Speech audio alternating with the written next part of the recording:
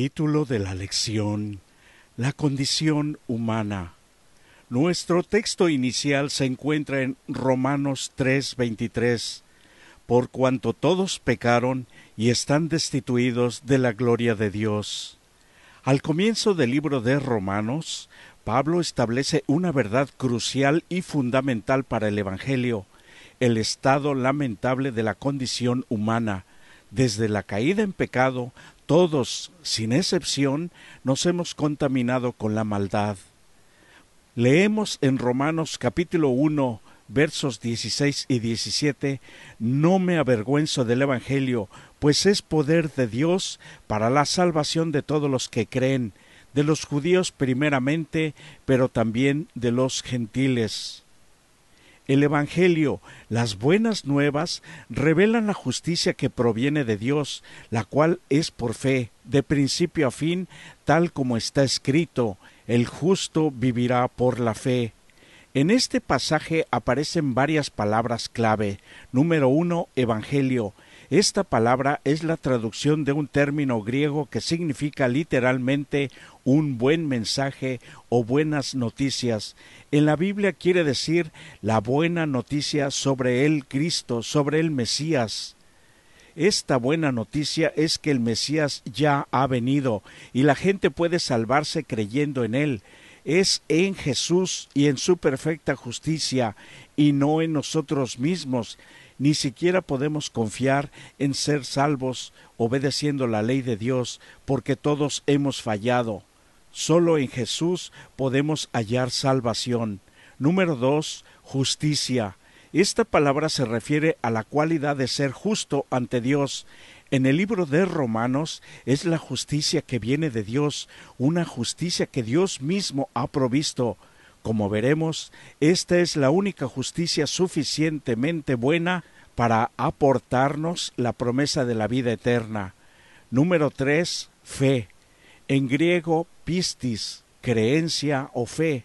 El significado de la fe en relación con la salvación se desarrollará a medida que avancemos en el estudio de la epístola, así como avanza nuestra fe por el conocimiento revelado de nuestro Dios. Como seres imperfectos, es posible que sintamos temor por llevar un estilo de vida que niega al Jesús que decimos creer. No pierdas la convicción de tu salvación en Dios. Si tienes temores que lo ocasionan, no dejes que pase el tiempo. Hoy es un día perfecto para poner en orden tu vida con la ayuda divina. Recuerda sus promesas, su evangelio revelado en la Biblia, y aférrate otra vez por la fe en Jesús. No dediques tu precioso tiempo de gracia a coser hojas de higuera para cubrir la desnudez que es el resultado del pecado. Dios no salva a los pecadores aboliendo su ley, porque es el fundamento de su gobierno en el cielo, en el universo y en la tierra. Mejor ven a Jesús, obsérvalo cuando murió por ti, recibiendo el castigo que merecías. Cristo lo soportó todo por ti y por mí. Romanos 3:23 dice: «Por cuanto todos pecaron y están destituidos de la gloria de Dios». Es verdad, pero sorprendentemente algunos desafían la idea de la pecaminosidad humana, argumentando que la gente es básicamente buena. Yo soy bueno, he oído decir muchas veces. No obstante, el problema radica en la falta de comprensión de lo que es la verdadera bondad, ser bueno. La gente puede compararse con los demás y sentirse bien consigo mismo. Al fin y al cabo, siempre podemos encontrar a alguien peor que nosotros para compararnos, pero eso difícilmente nos hace buenos. Cuando nos comparamos con Dios y con la santidad y la justicia de Dios, ninguno de nosotros saldría con nada más que un abrumador sentido de aborrecimiento hacia nosotros mismos por haberle fallado tan vilmente. Romanos 3:23 también habla de la gloria de Dios. En griego, el término gloria se puede considerar ligeramente equivalente a la palabra imagen. El pecado ha desfigurado la imagen de Dios en el ser humano. Los seres humanos pecadores están muy lejos de reflejar la imagen o la gloria de Dios. Pero por más malos que seamos, nuestra situación no es desesperada. Si de veras queremos aceptar ayuda divina, el primer paso es que reconozcamos nuestra total pecaminosidad y también nuestra impotencia para hacer algo al respecto dentro y fuera de nosotros. Es obra del Espíritu Santo producir esa convicción. Si el pecador no lo resiste, el Espíritu Santo hará que se quite la máscara de la autodefensa, del fingimiento y de la autojustificación, y se arroje sobre Cristo, suplicando su misericordia. Oh Dios, ten compasión de mí, que soy pecador.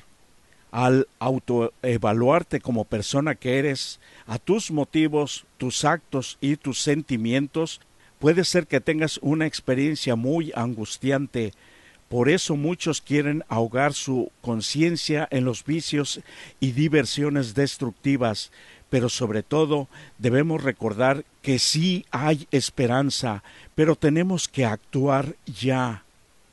A principios del siglo XX, la gente vivía con la idea de que la humanidad estaba mejorando, que la moralidad iba en aumento y que la ciencia y la tecnología ayudarían a marcar el inicio de una utopía, de un ideal alcanzado. Se creía que el ser humano se encaminaba básicamente hacia la perfección. Se pensó que mediante el tipo de educación y de formación moral adecuados, los seres humanos podían mejorarse a sí mismos y a la sociedad. Todo esto se suponía que comenzaría a suceder masivamente cuando entráramos en el mundo feliz del siglo XX, hace más de 100 años. Lamentablemente, las cosas no resultaron ser así, ¿verdad? El siglo XX fue uno de los más violentos y brutales de toda la historia, en gran medida gracias, irónicamente, a los avances de la ciencia, lo que posibilitó mucho más que los hombres se mataran unos a otros, a una escala que los locos más depravados del pasado apenas habrían podido imaginar. ¿Cuál fue el problema? Quizás necesitemos fe para creer en muchas cosas acerca del cristianismo, entre ellas la resurrección de los muertos, la segunda venida y un cielo nuevo y una tierra nueva. Pero ¿quién necesita fe para creer en el estado caído de la humanidad? Hoy, cada uno de nosotros está viviendo las consecuencias de este estado caído. Concéntrate específicamente en Romanos capítulo 1, versos 22 y 23. ¿De qué forma se manifiesta este principio ahora? Al rechazar a Dios, los seres humanos de nuestro siglo, que han llegado a adorar e idolatrar en cambio, y al hacerlo, ¿cómo es que se hicieron necios? En Romanos capítulo 1, Pablo se refiere específicamente a los pecados de los gentiles, los paganos, los que habían perdido de vista a Dios hacía mucho tiempo y, por lo tanto, habían caído en las prácticas más degradantes.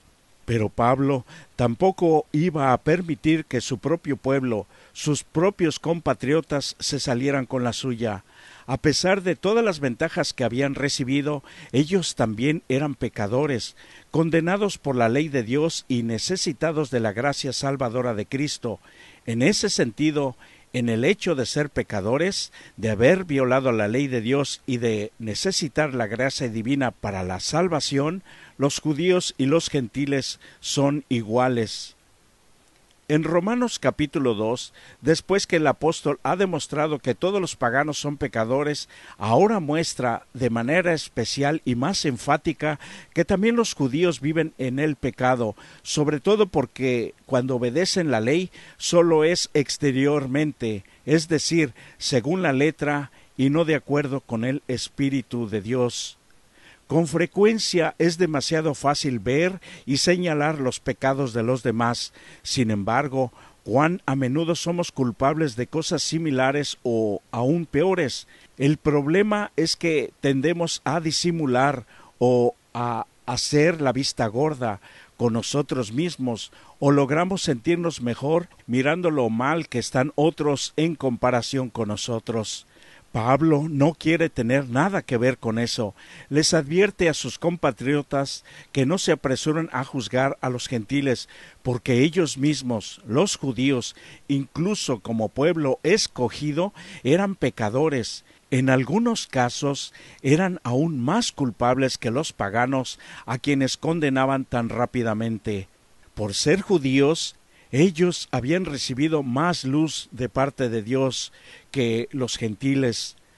La observación de Pablo en todo esto es que ninguno de nosotros es justo, ninguno de nosotros cumple el estándar divino, ninguno de nosotros es innatamente bueno o inherentemente santo, sea judío, sea gentil, sea quien sea, hombres o mujeres, ricos o pobres, temerosos de Dios o rechazando a Dios, todos somos condenados, y si no fuera por la gracia de Dios revelada en el Evangelio, no habría esperanza para ninguno de nosotros. Quizás también sea necesario que nosotros debemos cambiar en algo, porque con frecuencia, aunque solo sea en nuestra propia mente, condenamos a los demás por cosas de las que nosotros mismos somos a veces culpables. Leemos en Romanos capítulo 2, verso 4, «Menospreciáis las riquezas de su benignidad, paciencia y longanimidad, ignorando que su benignidad te guía al arrepentimiento». Debemos observar que la bondad de Dios nunca nos va a forzar, sino que guía a los pecadores al arrepentimiento. Dios no usa el cohecho, la coerción, es infinitamente paciente y busca atraer a todos mediante su amor. Un arrepentimiento forzado destruiría todo su propósito. Si Dios forzara el arrepentimiento, entonces ¿no tendrían todos que ser salvos? Pues, ¿por qué obligaría a algunos a arrepentirse y no a otros? El arrepentimiento debe ser un acto de libre albedrío que responda a la obra del Espíritu Santo en nuestra vida. El arrepentimiento es un don de Dios, pero tenemos que estar preparados y dispuestos a recibirlo, una decisión que solo nosotros podemos tomar personalmente. En Romanos capítulo 2 versos 5 al 10 y frecuentemente a lo largo de todo el libro de Romanos, Pablo enfatiza el lugar de las buenas obras. Nunca se debe interpretar la justificación por la fe sin las obras de la ley, en el sentido de que las buenas obras no tienen lugar en la vida cristiana. Por ejemplo, en Romanos 2:7 se dice que la salvación la obtienen los que la buscan perseverando en bien hacer. Aunque el esfuerzo humano no puede dar salvación, es parte de toda la experiencia para llegar a ser salvos. Es difícil ver que alguien que lea la Biblia se salga con la idea de que las obras y los actos no importan para nada delante de Dios. El verdadero arrepentimiento, el que surge voluntariamente del corazón, siempre vendrá seguido de la determinación de vencer y de dejar de lado todo aquello de lo que debemos arrepentirnos, todo aquello que se llama pecado. Debemos ser sinceros y no solo sacudirnos nuestras faltas, nuestros defectos y nuestros pecados y pensar que somos buenos. Al estudiar la Biblia, encontramos que el pecado no es una calamidad que sobrevino súbitamente a la humanidad, sino que es el resultado de una actitud activa y una elección consciente por parte del ser humano. Además, el pecado no es la ausencia del bien, sino que es no alcanzar la expectativa de Dios. Es un curso impío que el ser humano ha elegido deliberadamente. No es una debilidad por la cual los seres humanos no pueden responsabilizarse, porque el ser humano, en la actitud o el acto de pecar, lo hace deliberadamente, lo hace pasando sobre su propia conciencia. El pecador elige rebelarse contra Dios, transgredir su ley y fracasar en escuchar la palabra de Dios. El pecado trata de ir más allá de las limitaciones que Dios ha fijado. En resumen, el pecado es un acto de rebelión contra Dios. Elena de White escribió: «Se me ha mostrado un horrible cuadro de la condición del mundo. La inmoralidad cunde por doquiera, La disolución es el pecado característico de esta era. Nunca alzó el vicio su deforme cabeza con tanta osadía como ahora. La gente parece aturdida y los amantes de la virtud y de la verdadera bondad casi se desalientan por la osadía, fuerza y predominio del vicio. La iniquidad prevaleciente no es del dominio exclusivo del incrédulo y burlador. Ojalá fuese tal el caso, pero no sucede así. Muchos hombres y mujeres que profesan la religión de Cristo son culpables. Aun los que profesan esperar su aparición no se están limpiando de toda contaminación. Han servido durante tanto tiempo a su concupiscencia que sus pensamientos son, por naturaleza, impuros y sus imaginaciones corruptas. Una falsa comprensión de nuestra verdadera condición nos puede llevar a cometer más y más errores. Si te ves a ti mismo y eres honesto, ¿cómo te ves? Aún así, es importante no darse por vencido en la desesperación, sino seguir reclamando las promesas de Dios. Primero, pide perdón y segundo, pide la purificación del Santo Espíritu en ti. Satanás quiere que tú digas de una vez por todas: no sirve de nada, soy demasiado corrupto, nunca podré ser salvo, así que ¿de qué serviría rendirme?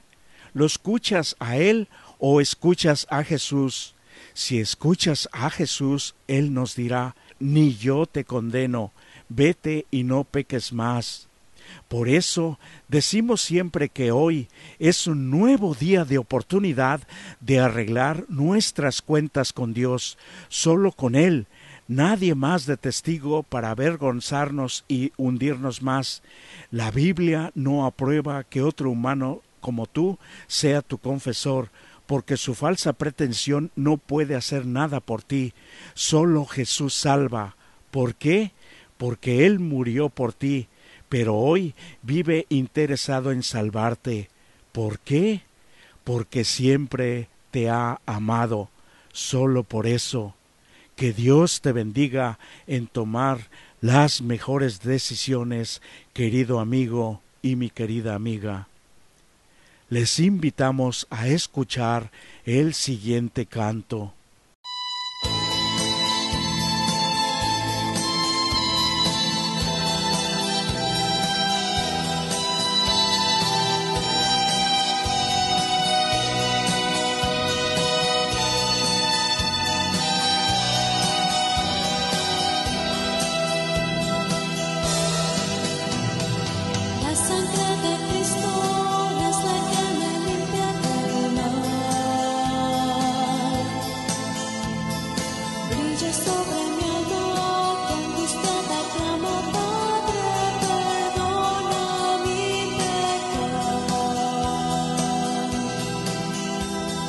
Otra vez